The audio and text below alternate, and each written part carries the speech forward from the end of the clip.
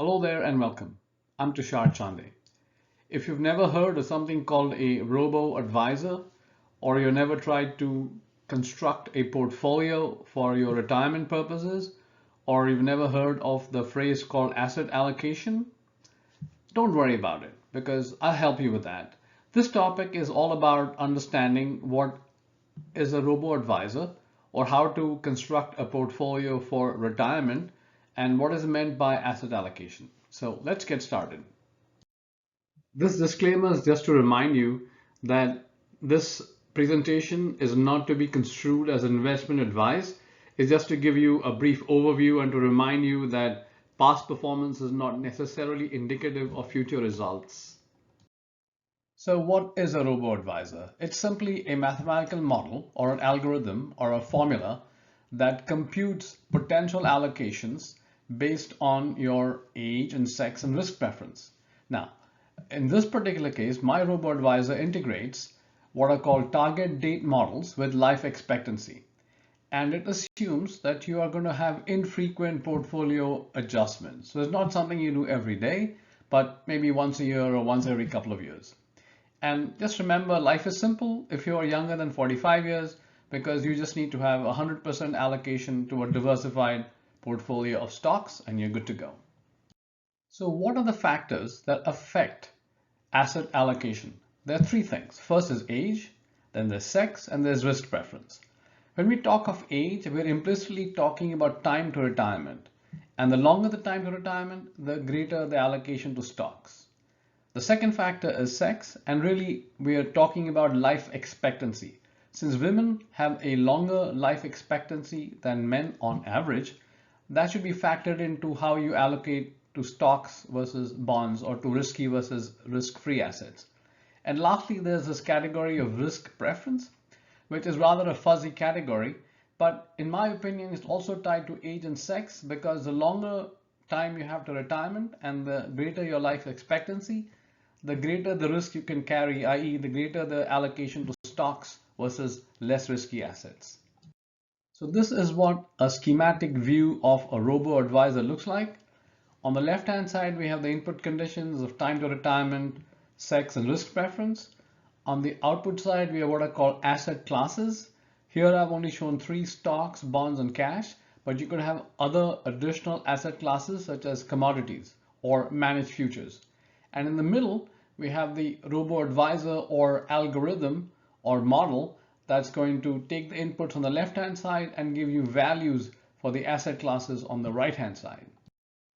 So this is what the output might look like in some case. For example, we have stocks, bonds, and cash, and we get an allocation of 75% to stocks, 22% to bonds, and 3% to cash. And the total must always add up to 100%. So this is an example of an asset allocation based on some inputs. So the next step after asset allocation is to convert that asset allocation into a portfolio. So it's called portfolio construction. So you have a stock allocation and a bond allocation, and you have to further subdivide it into other component parts. For example, an allocation to US stocks or ETFs and foreign stocks and ETFs. And conversely, the bond allocation can also be split between US bonds and foreign bonds. So this is what the ultimate ETF portfolio might look like once we convert the top level asset allocations into individual breakdowns. So the 75% allocation to the stock asset class could break down into say 50% US stocks and 25% foreign stocks. Similarly, the 22% allocation to the bonds asset class could break down into 15% for US bonds and 7% for foreign bonds. So as usual, the sum of all the allocations must total up to 100%. So this complicated slide kind of gives you a bird's eye view of what the whole asset allocation, portfolio construction, robo-advisor tangle looks like. So for example, we take our robo-advisor and we put in the time to retirement or the age and the sex or the life expectancy implicitly and the risk preference to get an overall asset allocation. Then we break that into stock allocation and bonds allocation. And then we could break it into US stocks, US bonds, and foreign bonds. And within the category of bonds, for example, you have the choice of short, intermediate, or long-term bonds. And you could choose corporate, blend, or government-based ETFs.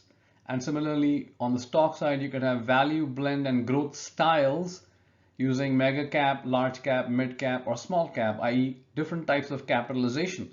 So you see that it's quite a complicated process to take the individual requirements of age and sex and risk preference and convert it into specific ETFs or stocks in the categories of a particular capitalization, a particular blend of style, and whether it's foreign or domestic. So you can think of it as the robo-advisor taking your data and filling in each of the cells on the spreadsheet as appropriate.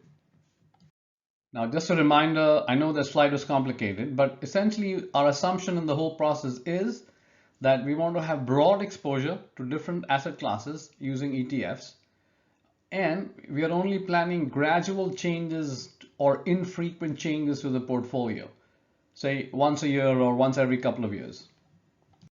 Now, on my website at chandeindicators.com, I have a robo-advisor that you can access from the top level menu, and let's spend a couple of moments with that.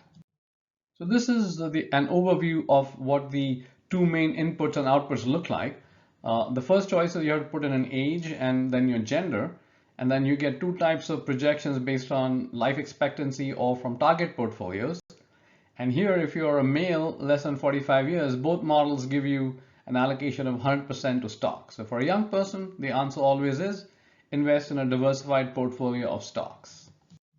Now here, there's a little bit more information versus the previous slide. We're still talking of a young male. The allocation is still 100% stocks on either strategy. And now you can start breaking it up between domestic allocation and non-domestic. So here there's 75% US, 25% non-US. And then within the US allocation, you can either choose 100% to an S&P 500 type fund or something else. And here we have 75% to an S&P 500 fund and say 25% to something else, which might be a small cap fund. So here we have a little more information. We have a 55-year-old female, and the two allocation models give us either 96% stocks or 76% stocks. So you see there's a big difference when you factor in life expectancy. And then we have the same issue of how to split between US and non-US, and I've put 2/3 US, 1/3 non-US. And then for the US allocation is 60% in S&P 500 fund and 40% in something else. And assuming a 50,000 portfolio, this is what the breakdown looks like. So you have say 64% effectively to US stocks and 32% to non-US stocks and so forth. And finally, you get an allocation, and it also suggests specific Vanguard funds that you could use to construct this portfolio. Now, I'm not saying this is the right answer for you or for anyone else, but this just gives you an overview of how the process works. That is, you start with an allocation process or an algorithm that gives you some top level asset allocation, and then you have to convert it into a portfolio, which means you have to somehow make additional decisions like we showed in that spreadsheet between US and non-US stocks and bonds, and within the US between say large cap or small cap and index versus non-index and so forth. But ultimately, this is what you start with some initial portfolio requirement of $50,000, and you have to break it down into each line item that this allocation gets converted into this portfolio. So that's how the process works. Now, this is a continuation from the previous slide where we are still calculating for a female, but we have changed the age from 55 years to 60 years, and you see that the allocation has changed now down to either 82% stocks or 68% stocks based on what you were, whichever model you prefer. And you still have to convert everything, and you could convert back down into say some values using these possible alternatives of ETFs. But the big picture issue is that you can see that as your age changes, the allocation to stock proportionately decreases, but the amount of decrease is different based on the type of underlying model you use, whether you're using something that factors in life expectancy or something that doesn't. Just a reminder again, this presentation is not to be construed as investment advice. It's just to help you understand that there's a tool that you can use to look at different alternatives and portfolio construction or allocation options based on your time to retirement, your life expectancy, and your risk preferences. Thank you for sitting through the entire slide deck. Just to remind you, I have a technical analysis package for Metastock called Tushar Chande's Complete Toolkit. It is very easy to learn, very simple to use, but it's very powerful and it's very clear and unambiguous, and you can use it on any time frame and on any type of exchange or instrument, and you can look for it under metastock.com/Chande. So thank you again for being here to the end.